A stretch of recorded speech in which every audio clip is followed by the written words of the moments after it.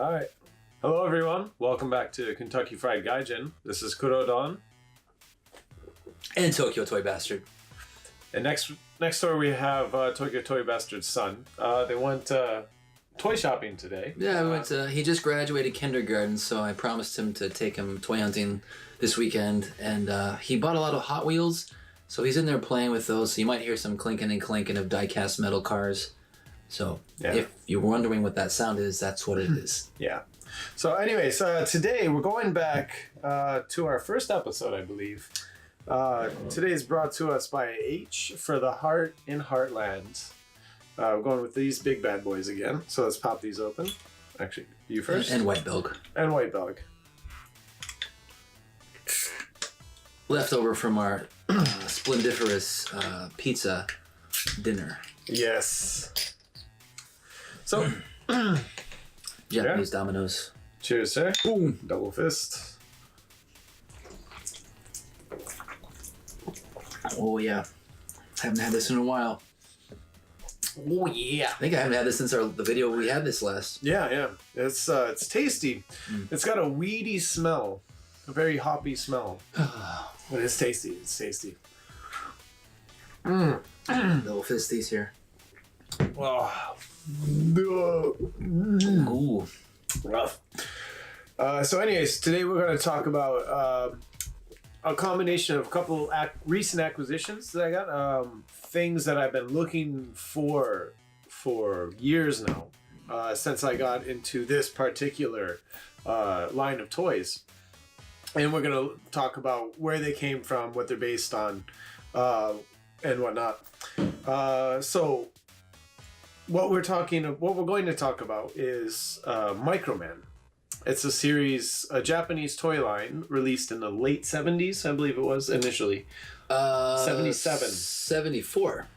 74. I thought it was 77. Oh, whew. I thought it was 77. I believe it's 74. Oh, all right. Well, anyway, so 74, let me double 77. check. We will check it out.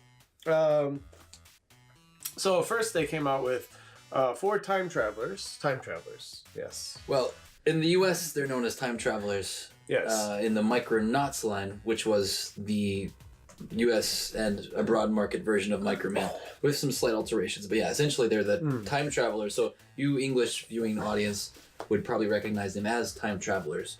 But in Japan, they were known as the M100 series, basically the first versions of the Micromen. And let me see here. Yeah, 74. 74. 1974.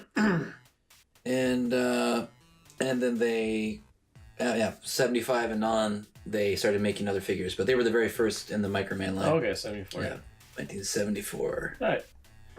Good deal. And they were corrected. Yeah. So anyways, so this is one of the originals. This blue is Jesse? Blue is Jesse. I never memorized their names. They're George, Jack, Jesse, and John. 1, 2, 3, 4. And that George series. was. So here's George. I know George. George is clear. I know George because he's the one I could never find. He's the one that in the video game they spelled his name with a J. That's right, George with a J. So George with a J. Yep, George with a J. And then George was the first. John, I remember John, just because I liked him the best. John was the orange and blue, the orange with the blue chest piece. But John's pretty sick. John's pretty cool. Okay, apparently they didn't have names until 1975. Oh. According to... So I'm reading, this is a site, I used to check this all the time. It's been years since I've talked about Microman, to be honest. There's a website called Micro Forever, and it's basically the go-to database for all this information. So yeah, apparently they were numbered only M101, M102, M103, M104 in 1974. And then 1975, they were re-released with names. Yep, George, John, Jesse, and Jack. Yeah, and then every Microman after that were also given names. Yeah. So this was just the first series in a line of many, many characters. But we're not here to talk about the vintage the line of Microman. Yeah, we're here to talk about a common thing in Japan, as well as kind of toy like Japanese toy shows, but as well as toy shows in America, is exclusives. And the Microman are no exception to that. There were Microman exclusives during the time of their re-release, which was late 90s. I think 96, 97. Yeah, starting with Romando. Yeah. Romando did a 35th anniversary, 25th. 25th anniversary gold and silver AG. Yeah. Commands from the Command series. Yeah, and that was that would have been so 6 or 7. Yeah, I can't remember, 96 or 97. I think it was 97. Yeah.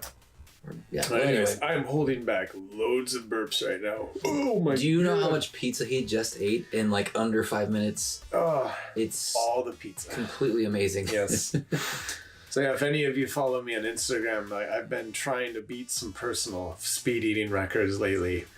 And I'm doing a damn good job of getting fat as hell. Anyway, so today we're going to talk about two recent acquisitions, two things I've been looking for years, and then one that I stumbled upon. But the three of them make a set, which was released in sort of fall '99 at 3 different toy shows as toy show exclusives. So the first one is this barefoot right here. So let me get a close up here of our feet and the pizza boxes. So the first one, he's from the Tokyo Toy Fest. It's 8/8. So he was August. Yeah, August 8th he was released. You can see there. But he took me not too long. When I found out about the two that I'll show after this, it took me maybe a few months of searching to find him. And apparently the Tokyo Toy Fest, this exclusive here, had the most made. I think they made like about 500 to 1,000 or something like that. Out of this wave of exclusives, he's the most common, and he's still pricey, but he's not as pricey as the other two. Yeah, this would run maybe around like $80 to $120, something like that. Not too bad. So second would be, and I got these two at the same time. They were Ishii-san from Toy Cats's last stock. He still has 2 more in his personal collection, but they were the last 2 he had doubles of. And so the first one is the green Osaka Toyland figure. Yeah, from October of 99. That was a Hot Wheel. Yep, October 31st, so Halloween. Very Jason looking, or Michael Myers. But yeah, these run a bit more than the last one. I like the lime green, but I'm not too much a fan of the flesh colored hands. I like the flesh colored hands. I thought did you change yours? No, I changed up. I customized one of the puzzle figures.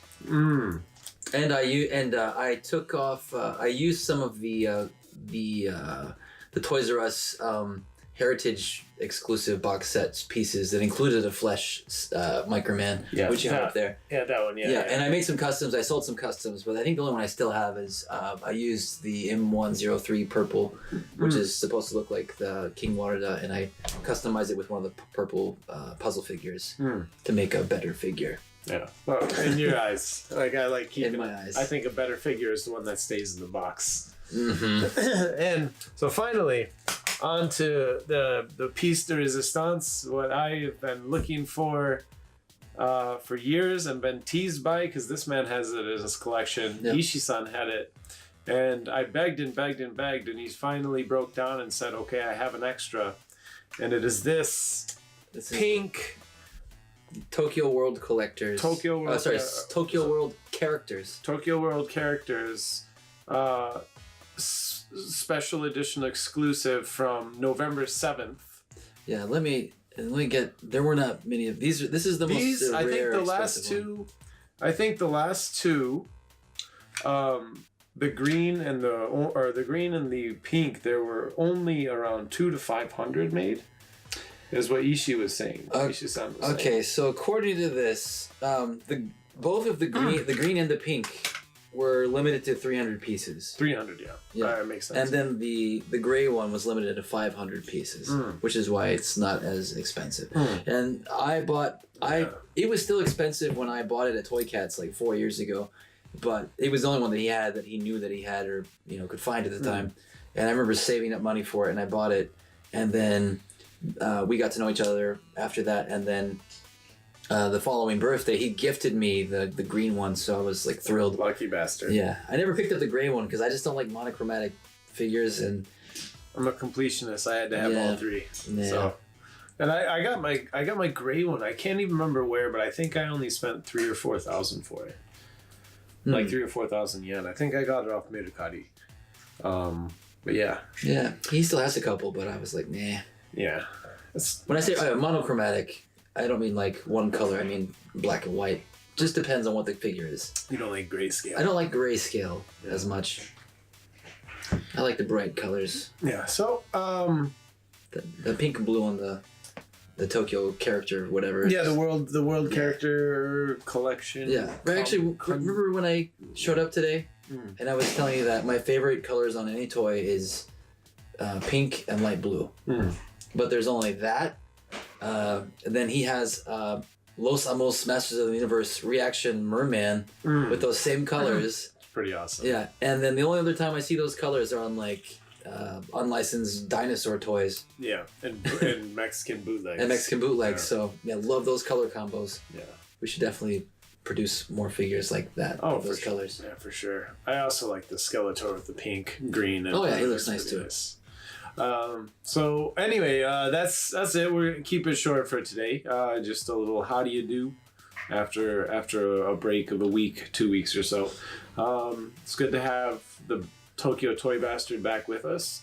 We're gonna maybe shoot another one after this. If not, maybe next week. We'll see how it goes. Any closing remarks? Well, thanks for having me over, and I'm glad I could see some of your newly revised collection. He definitely picked up he's picked up his game a lot in the past couple months. And like I said, I haven't really talked about Microman too much recently, and kind of getting back in the spirit of it. But yeah, it was nice to talk about him and revisit these figures that I appreciate and you finally found. Yeah, for sure. And definitely we'll try to give a more comprehensive breakdown of Microman history and whatnot in a future episode where we can maybe get Ishii-san involved. That Toy Cat showing off the craziest shit that's no one else in the world owns. So yeah, I'm proud of these $100, $200 figures. I think my most expensive Microman figure is about $200 or $250. He has some in the thousands of dollars. So maybe we'll get him to show him to us next time. Yep. So anyway, this has been Kurodon. Tokyo Toy Bastard. It's been Kentucky Fried Gaijin. Thank you for watching. Catch you next time. Ay caramba.